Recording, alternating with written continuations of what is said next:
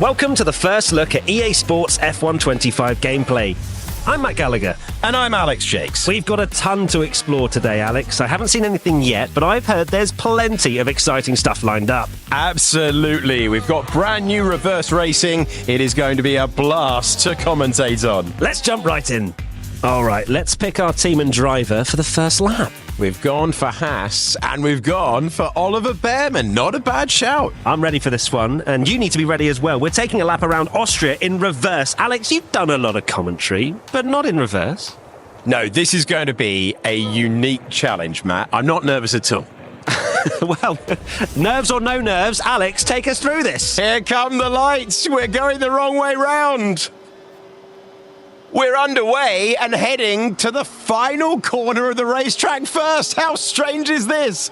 As we go racing with Ollie Behrman into the final turn, and this is going to change things entirely. Will we get through? Everyone cleanly through. We're climbing the hill into the Jochen curb, but this is completely alien stuff, Matt. So the studio wanted to spread their efforts to deliver value for players across the board. Reverse tracks allow EA to deliver something a bit more light-hearted, a bit different like we're seeing right now. It's a lot of fun because now we're climbing the hill. At turn 7 and 8, normally have now turned into a really fast chicane. This is still a great overtaking opportunity, and Ollie Behrman's showing us that. So changing the race line and wear throughout the race is complex. EA manages two versions of each track in one file to account for track wear and wet weather drying. It's not just about reversing direction here. Oh, this is a scary corner, but it's going to get even scarier because instead of climbing up, we're plunging downhill.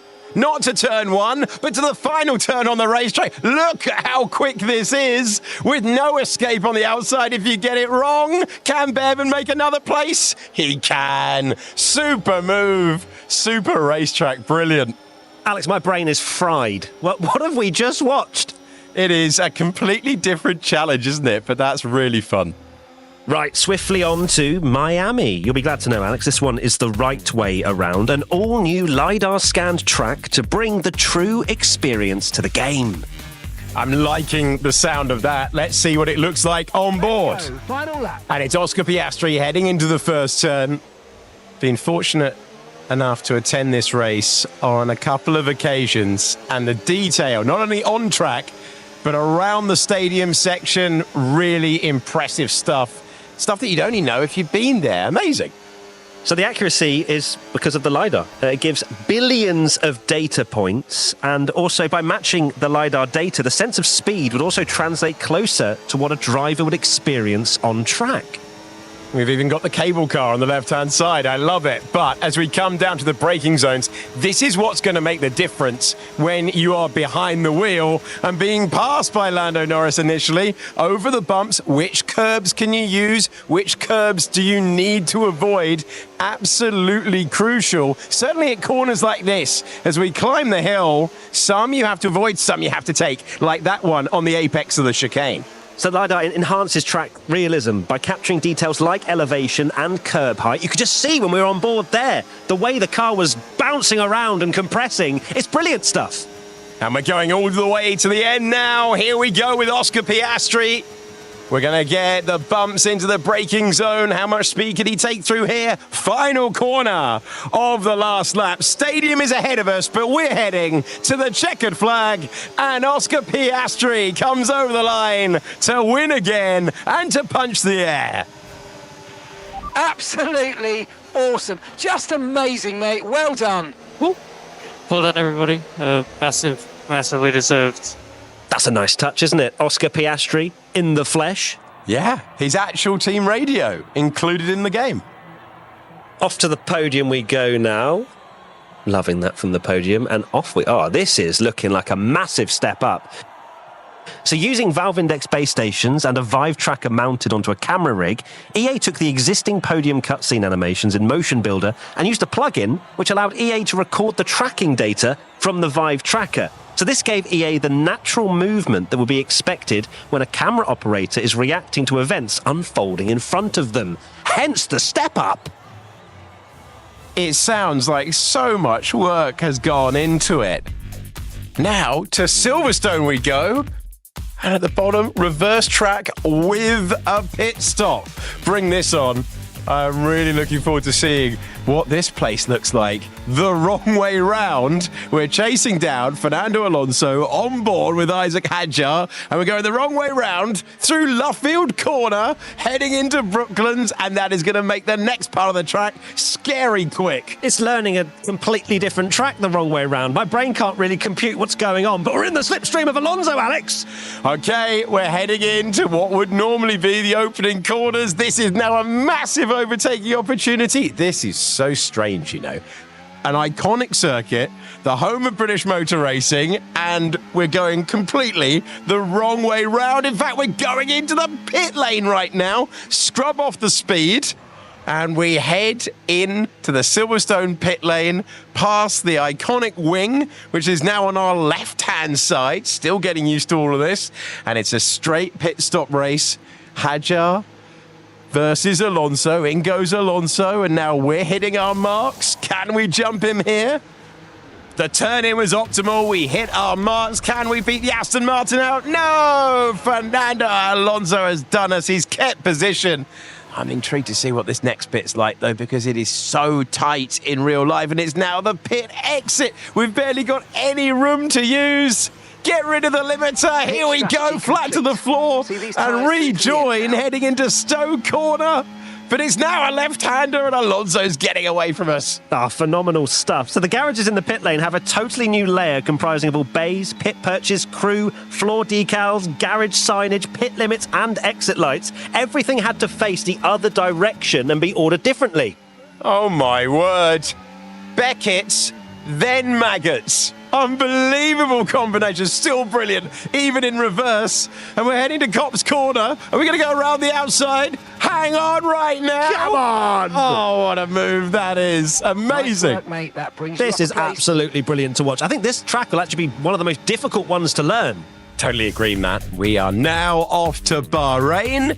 We have another LiDAR track, and it means that you can see things like the fan zone that's there in real life on the left-hand side. And we're following Gabriel Bortoletto down to the first turn. There's always bumps down there at the first turn. You can see the suspension is working away as he locks up. He's chasing Carlos Sainz up the hill. That's feeling very recent in the memory, Bahrain Grand Prix, as we head slightly up the hill. The track's undulation is very apparent now and feels authentic overall, especially when you reach turn 5. You get that great whoa moment because you really get to see and feel the elevation as a whole. And the fast stuff is where LiDAR really comes into its own. Big direction changes, completely accurate. And now we're at turn 8. We're getting closer to the Williams in front. Speaking of accurate, representation of the sandy and desert terrain verges in terms of slope and natural formations. The accuracy is just unmatched. We head into turn 10 now, known for its challenging downhill braking zone. That's also been replicated so that players will get to experience the precise elevation drop and tricky off-camber corner entry, giving them a true-to-life driving experience. Oh, it's Lock-Up City. Turn 10, absolutely love it. And now the climb begins again into the fast stuff with Bortoletto leaning on every bump. 13 is such a tricky corner. Look at the suspension working away as he climbs the curb now, and he's chasing all the way to the end of a very familiar racetrack with its abrasive tarmac and its low grip, its high abrasion, and is lining up right now for a great chance to overtake the Williams ahead. There's the rear wing element going up, and the Brazilian driver continues to chase on to Suzuka. Yes, please. Absolutely adore this racetrack. And we are about to find ourselves doing an attacking lap around iconic corners with the LiDAR more accurate than they have ever been before. This is turn 1 at high speed, and we're working our way into the S's. Look at that on the left-hand side. We got the cherry blossoms. Wonderful. Beautiful as well. You've got the pink Alpine of Jack Doohan. It's all just working out beautifully into the first sector. One of the most iconic sets of corners in the entire Formula One calendar. You can feel the car moving around, compressing. It's just brilliant. Into the Degners. Through the first one. Through the second one. And we're gaining all the time on Yuki Tsunoda. The dive bomb! The Kobayashi dive bomb move from Jack Doohan. How about it? Excellent stuff. I'm loving this racetrack with all of the details around here. Spoon Corner is next. Fans watching from the side. More cherry blossom. And around this racetrack, it really is a beautiful place to come. Spot the Cherry Blossom is the game we're playing at the moment. We're in the slipstream of Alex Albon. It's looking beautiful. How's 130R going to be? Albon wants to move. That is a dangerous place to try and overtake. He couldn't make the pass. How about the iconic chicane? Made famous by Prost and Senna. The big wheel on the left-hand side. It's an amazing view from that, by the way. It's an amazing view on board with Jack Doohan as we go across the line. My word, does Suzuka look great? We've gained another place on the way to turn number 1.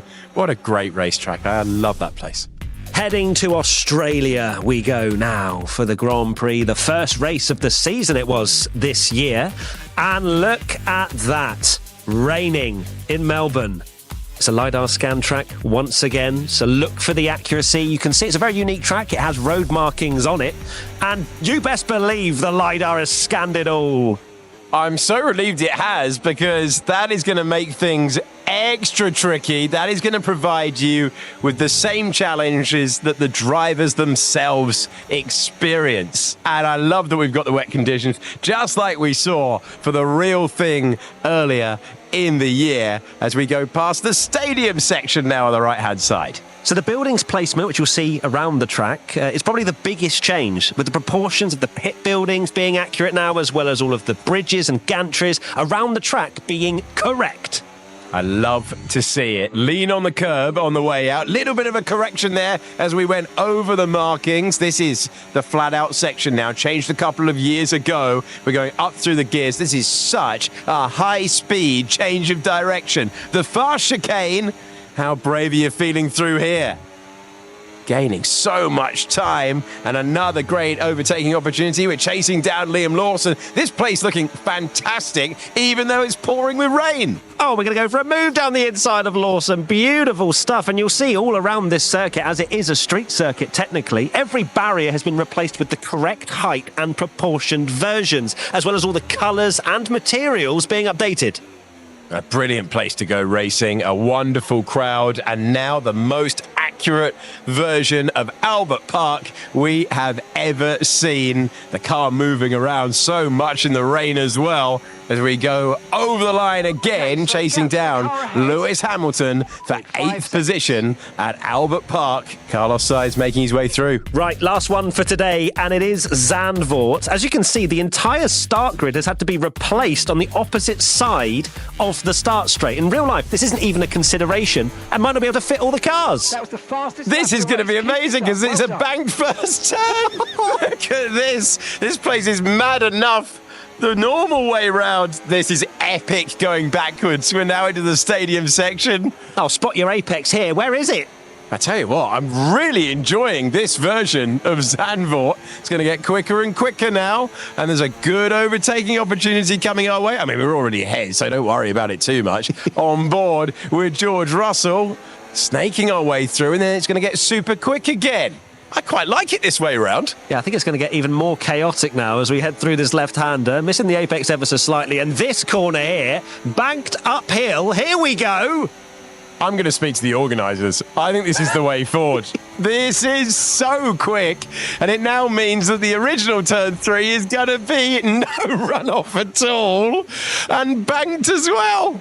Ah, phenomenal stuff. How is turn 1 in real life going to fare for the driver here? The last corner. Yeah, on the power. That's epic. That is so good. All right, Zandvoort, we've got a few ideas for the Grand Prix. It's not over until it's over. Okay, great job. I feel like that reaction would have been absolutely his reaction going round Zandvoort backwards, to be honest with you. Players can actually expect over 1,000 radio messages across the game from real-life races. That was a lot of fun, Alex. A great look, an insight into F1 25. How did you find it? Yeah, really enjoyed it. I'm loving that reverse track feature. Make sure you go and pre-order F125 now.